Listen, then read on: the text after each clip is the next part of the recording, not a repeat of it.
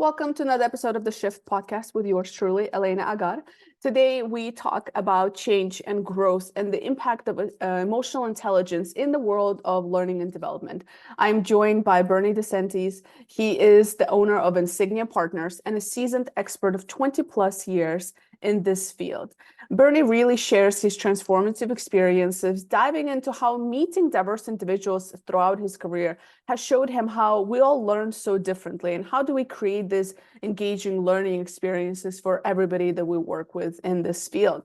We'll also look into the gritty realities of entrepreneurship, the struggles and elations of running a business, which for Bernie includes impacting lives through his work and learning and development.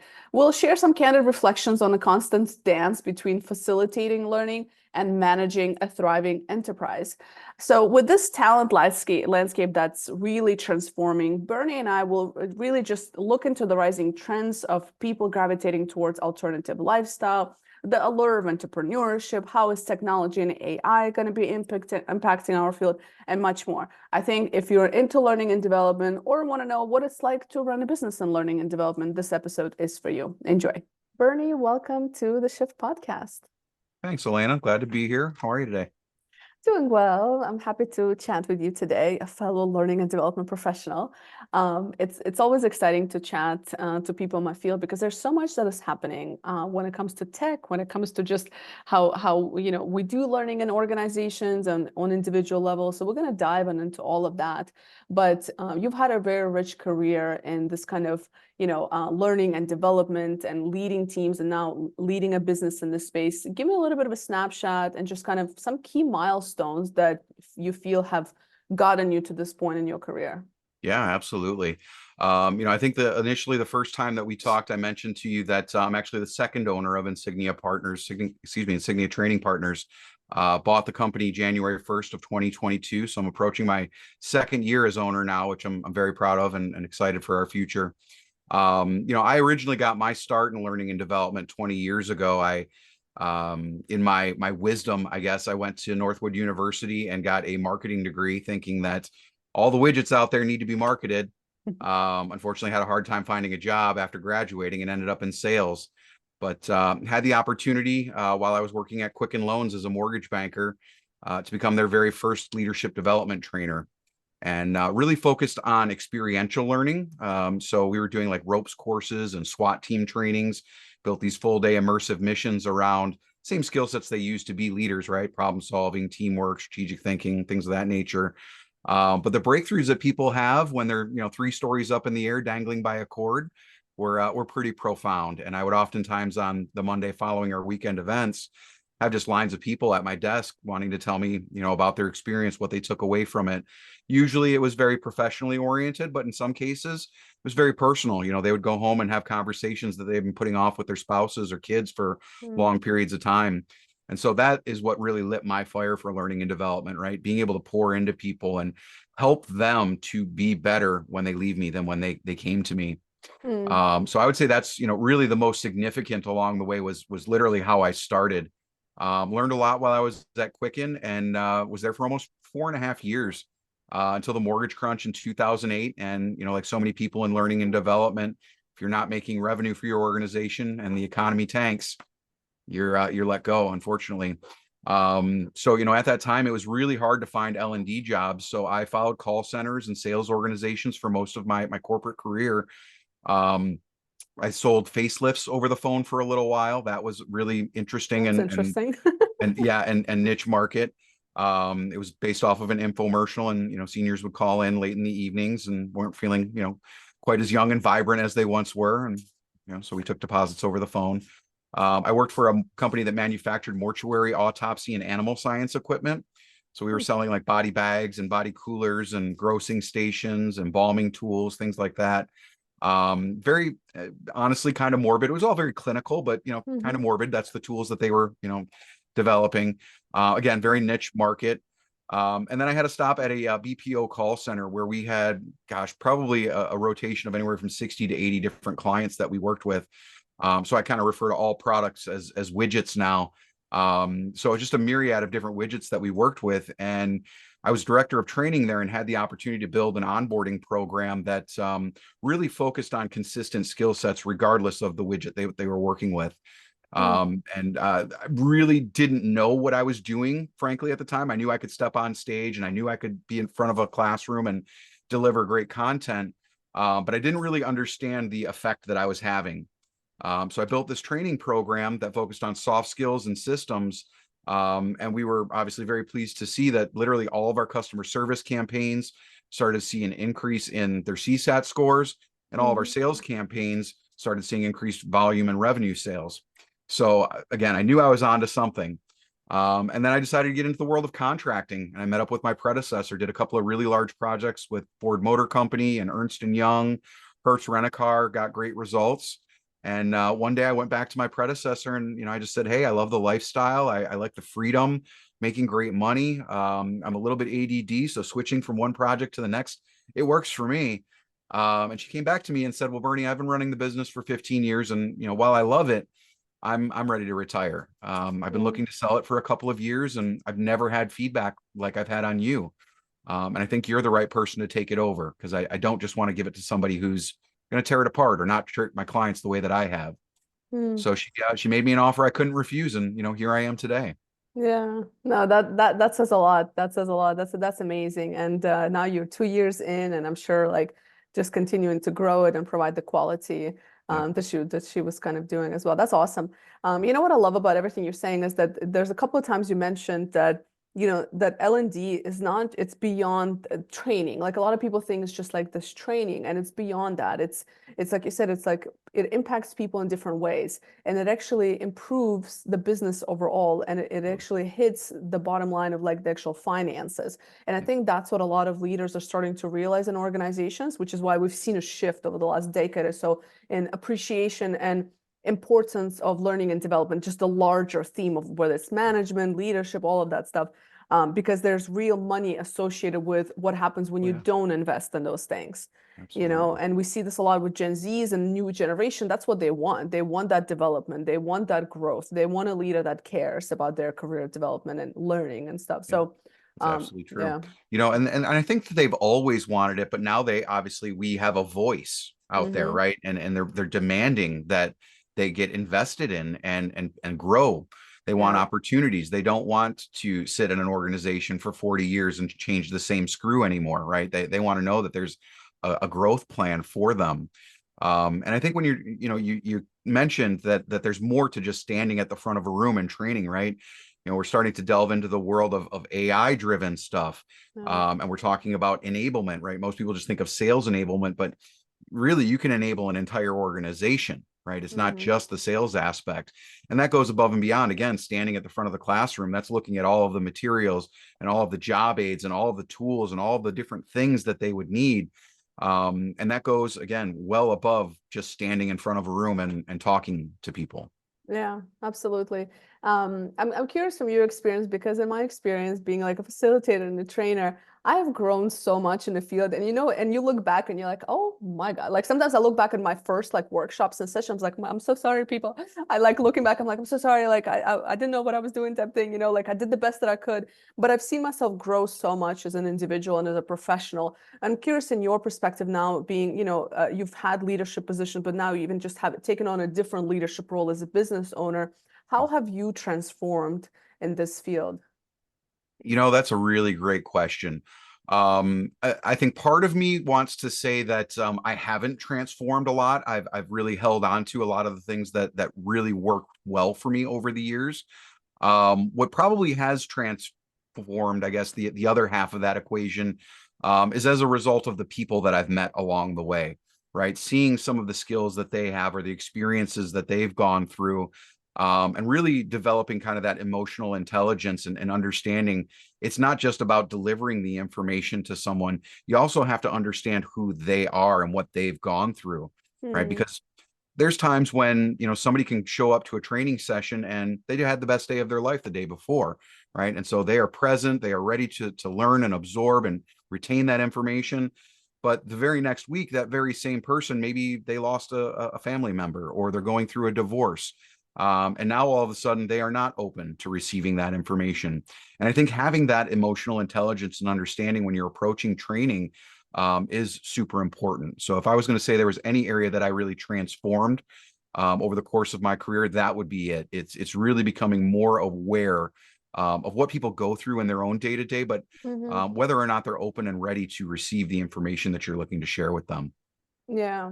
And another thing that kind of comes to mind is a lot of the learning and training, that's a learning and development training that takes place requires some kind of change. And what I've noticed is it's scary for people. So also understanding that change is difficult, change is scary, depending how big the change is. And I've definitely seen that in sessions where I have to how do I say, decrease the level of fear or risk that people may perceive with this change that we're trying to do, whatever learning that's taking place. And especially with like different generations coming in, there's definitely like on one side you have the eager new learners and like, let's do this, I'm ready, I'm a sponge. And then you have other people like, listen, I just want to do my job. All right, exactly. I just want to get paid and go home, which is Right. fine. You know what I mean? Like, I'm not like, do I have to do this? So have you had that? How do you kind of, I guess, what experience have you had with that? And how do you manage that? It's difficult to manage, especially if you're not an individual who's familiar with, emotional intelligence, but there's always going to be some of those key indicators and things that you pay attention for. And I think one of the biggest things that opened my eyes was taking a lot of these personality profile assessments and recognizing who I am, and then seeing who these, the people that I'm training are as well. Because I think that's a really big and important part with just developing an individual whenever you're talking about training or leadership development or whatever the case may be, right? But having that understanding of self as well as the understanding of the individual that you're training. And I know for me personally, right, when you're talking about like DISC assessments or profiles as an example, I'm a high S. So for me, I don't take change well. I really like to understand and know what I'm walking into. And being able to recognize who and what those people are really helps you to cater that training to that individual, right? And work towards their strengths or their personality profiles. That's, I would say, probably the biggest thing from that perspective for me was the personality profiles and just, again, being emotionally intelligent to what people may potentially be going through. Yeah, as a trainer, I'd imagine also, I think that the biggest thing is like a bigger piece of that emotional intelligence, that self-awareness, because once you hopefully know yourself, and I think it's an evolving thing. Like we're always going to be growing and as individuals, but I think just being more in tune with knowing yourself, you almost kind of learn how to recognize certain things in other people as well. Absolutely. And I'm curious to that point, because I don't think anything pushes one to higher self-awareness levels than owning a business. So what has been the biggest maybe things that surprised you that, maybe people have told you, you're like, nah, that's not going to be me type thing in a business? Or what has been eye-opening for you in the business journey, like you as an entrepreneur? What has pushed you to like, if anything, maybe there's nothing. Really good question. I would say there's a few things, Lena. One is when you're working for an organization, failure doesn't always necessarily mean the end, right? There's other ways that you can be lifted up or picked up if you do stumble. When you're running your own business, oftentimes it's all on you, right? Admittedly, there's been a couple of times where, the bank account got a little bit low because there were some issues with some of my clients paying their bills or getting POs approved. And when you're staring at your bank account and wondering whether or not you can, pay your employees, that's a really scary experience, and one that I never thought that I would have had.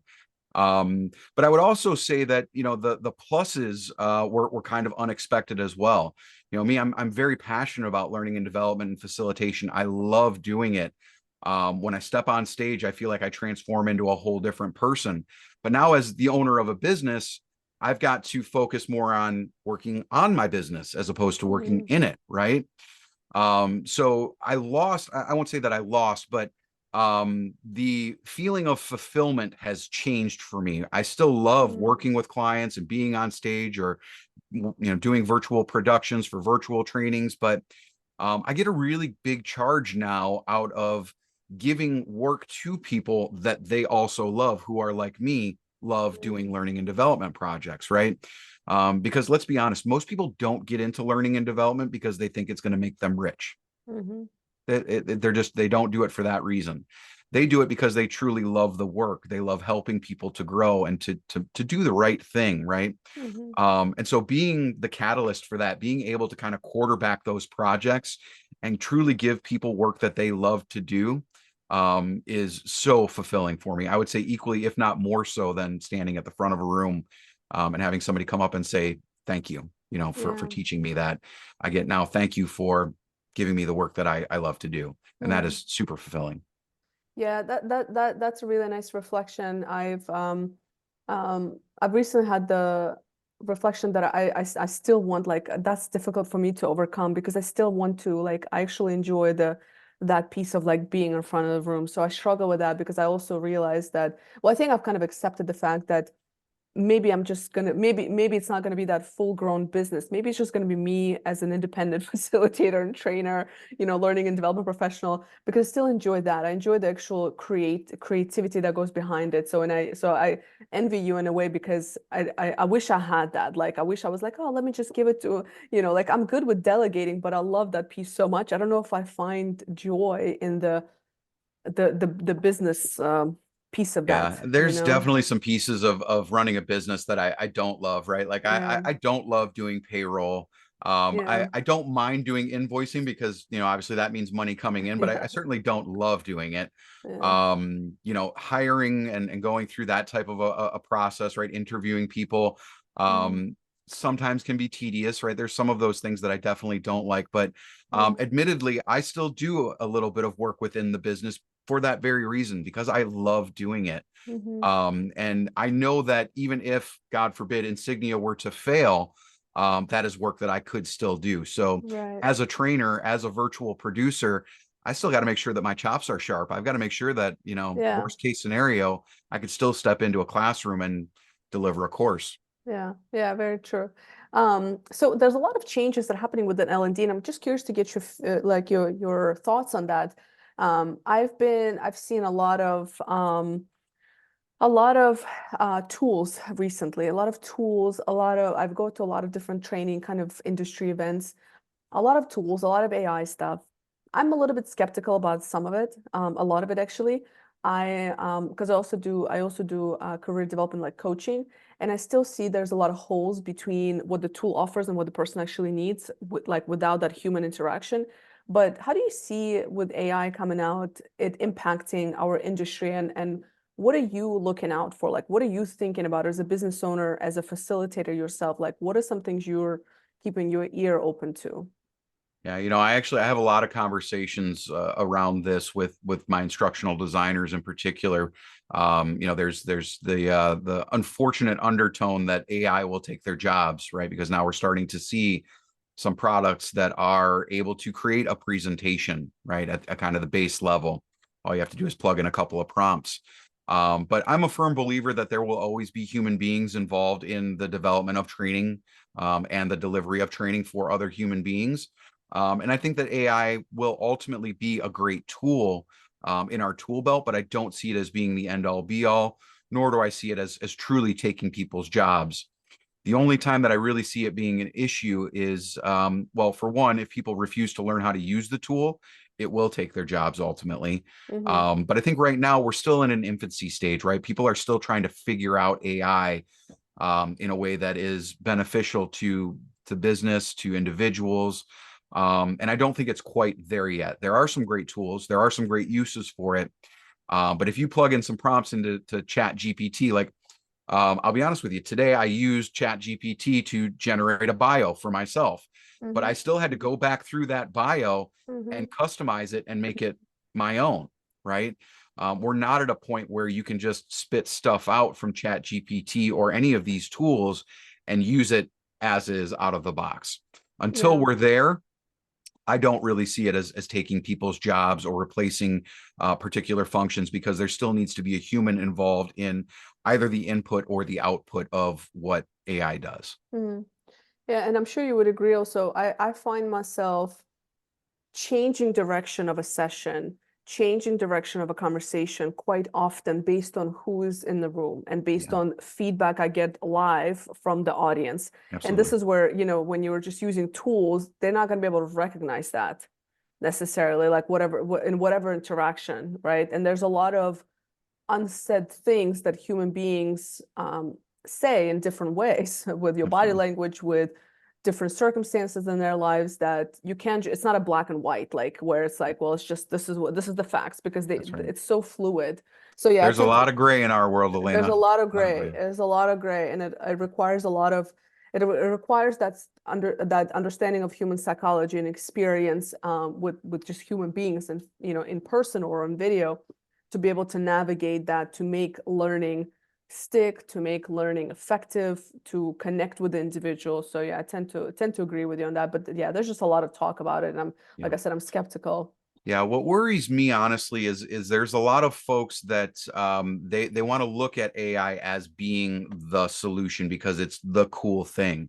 Right. Can they use it as a tool? Yeah, absolutely. But is it ultimately going to solve all of your problems in learning and development? God, no. Unfortunately, it's not. You know, but there are a lot of really useful tools that can be leveraged that are backed, you know, with an AI component to it, that if used the right way, and again, having a good human involved in the process, can generate some really, really cool stuff that I think that we've even really yet to scratch the surface on. In fact, I'm working with a company right now, recently partnered with a company called We Teach AI. And what they do is they go out and they curate these AI powered apps for specific purposes and then teach courses on how to use them. One of the apps that they found and curated is a social media app.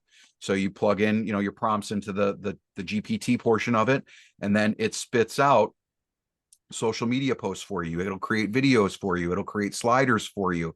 Again, you still have to go back and review them, make sure that the content there is good, but I can create 10 social media posts in 10 minutes through this app, or I can spend, you know, an hour or two trying to do it on my own. And I think, again, leveraging the tool is beneficial, but relying on it as the sole source, we're a long ways away from that. Yeah. It'll be interesting to see how it all unfolds. I'm curious also in your experience with your clients over the last couple of years, or just what you've seen as a professional, even in the last 5 years, have there been some themes in terms of what do companies want to teach their staff, particularly like on the soft skills level, maybe the technical level, but even more interestingly for me, I think on a soft skills, like what are companies feeling like this is what the team needs? You know, I think again, for really a long time, I would say definitely longer than 5 years, probably going back 20 and even more. It's always about leadership development, right? When you're talking about teams and individuals, people don't leave jobs, they leave poor leaders, poor managers, right? So whether you call it management training or leadership development, that is always top of mind for organizations that don't have anything formal in place. You know, it's unfortunate, but it's just out of necessity. Oftentimes people get elevated, right? They get promoted, but they don't get the tools or the training that they ultimately need. And it's not really their fault. They're just going based on what they saw or what they heard or what they learned from their leaders, who probably also weren't formally trained, unfortunately, right? They had to go through the trial and error methodology, which sometimes it works, sometimes it doesn't, right? And it's often a very painful process. But I would say that's the number one thing from kind of a soft skills perspective, if you will, that really organizations across the board, regardless of the widget that they're producing or the service that they provide, that they've recognized, especially in this new generation, that you have to have a collaborative and coaching mindset when it comes to developing your organization and your leaders, because the day of you know, dictatorship type management is over. You know, and we are at the tail end of the old guard at this point running companies, and the new generation, the Gen Zs, you know, the millennials even are expecting a higher level of attention from the organizations that they work for and work with. And if you as an organization are not focused on leadership development and just development professionally of your employees and staff, they're not going to work for you. They will go elsewhere to the companies that are doing it. The age of quiet quitting, unfortunately, is also here. And Yeah. so if you as an organization are not giving that employee what they need to be successful, they are only going to do what you've asked them to do and nothing more while looking for another job. Yeah, and we see this consistently in reports as well. Like, I mean, I read the kind of the human capital reports for fun, and that's what people want. They want learning, they want growth, they want progress. So Mhm. salary is still important, sure. Of course. All like that's the basics need that we need. But the in the top three, you always see something around growth, learning, Yep. uh, development, like management development and so on. It's always in the top three of what employees want. And with Gen Zs, I mean, I pick on Gen Zs and I'm sorry for that, but I just can't help myself. But, the poor generation gets picked on so much, but because they're so demanding. And it's, to me, part of it, I'm like, yes, let's do it. Finally somebody, but part of me, I'm like, you guys are just asking for a little bit too much sometimes, like, let's just tone it down a little bit. Right. So Gen Zs are definitely pushing that agenda. And I think companies just don't have a choice but to oblige because that's your future talent. And we already have a talent shortage. And That's it's right. already predicting that we're going to have even more of a talent shortage coming up. And a Yep. lot more good talent and great talent is opting out to starting their own businesses and doing, Absolutely. just having an alternative lifestyle than a traditional corporate 9 to 5 Yep. climbing the career ladder. So it's just not attractive anymore. And there's just other ways to make money. Absolutely. So I'm really curious how all that is going to plan out because I think that's going to be probably a significant shakeup to just the way that we work is the fact that you can make money elsewhere. You don't need a 9 to 5 structure, Yeah. Yeah, you I know. agree 100%. And it's really interesting through all of the networking that I do. You find a lot of those corporate escapees at this point, right? They're just not interested in working on someone else's schedule or working in someone else's office anymore. It's it's a lot of it, unfortunately, is still there is politics in corporate Mhm. America, right? And individual agendas. And I think people eventually, when they recognize that there is an alternative to it, right? Being an entrepreneur, a business owner, it's very attractive. Not without its bumps and bruises in and of itself, right? As a Mhm. business owner, you have no one else to rely on. It's just you oftentimes. But I think most people would rather have that challenge of living off the sweat from their own brow than continuing to sweat for someone else Yeah. and not being appreciated for it. Yeah, yeah, totally. And then the balance is let me just phrase not the balance, but you have a different type of freedom. A different, it's not you don't I don't think you have balance because I think you work a lot more as your own Yeah. business for sure. And you and I both know that, but I think it's a different kind of freedom Yeah. that Oh is yeah. it's not about the hours that you don't work. It's about just it's just a different kind of freedom, I think, and that's becoming more and more attractive to a lot of people, especially once you get a taste of it. Definitely. Yeah, So, definitely. One of my friends once said to me, if you don't like your 9 to 5 job, go ahead and quit and go ahead and start a business and you'll work all the time. yeah. It's Yeah. true.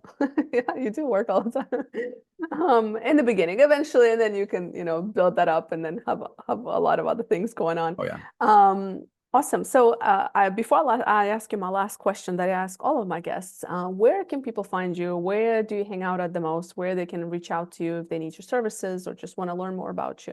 Yeah, absolutely. I would first point you to our website, insigniatraining.com. We list out all of our on-demand courses. You can also request virtual producers or any services that we offer there and dive a little bit more in depth. I'm very much on LinkedIn. I think I mentioned in our pre-show that most of my business development comes through either networking or being on LinkedIn. So you'll see a lot of posts from me. Definitely invite you to connect with me and let's have a conversation. If there's a way that I can support or help, I would love to do that. Great. And the last question I ask everybody on the show is what is one question you wish people would ask themselves more often? Wow, what is one question you wish people would ask themselves more often? Um, that's a really good question. Take your time. Yeah. Um, I wish people would ask themselves the question, what is the impact I'm having on the world and on the people around me? Unfortunately, I think that there are a lot of folks out there through no fault of their own. They're very hyper focused on themselves, right? And the impact that the world has on them, almost a victim's mentality. People are becoming smarter, more aware, more open. But I think having an understanding and recognition on what your impact is on the things around you and how that relationship in turn impacts you as an individual and your happiness and your success. That would be the question. Yeah, I love that. That's a deep one. That's a good one. Awesome. Well, Bernie, thank you so much for being on the show. Thank you for coming and sharing your experiences. It's been a pleasure. And as I mentioned, I am planning to start in-person podcasts. So hopefully we will cross paths somewhere and we will do this in person. Love to have you here in Detroit. Thank you for having me on the show today, Elena. I appreciate it.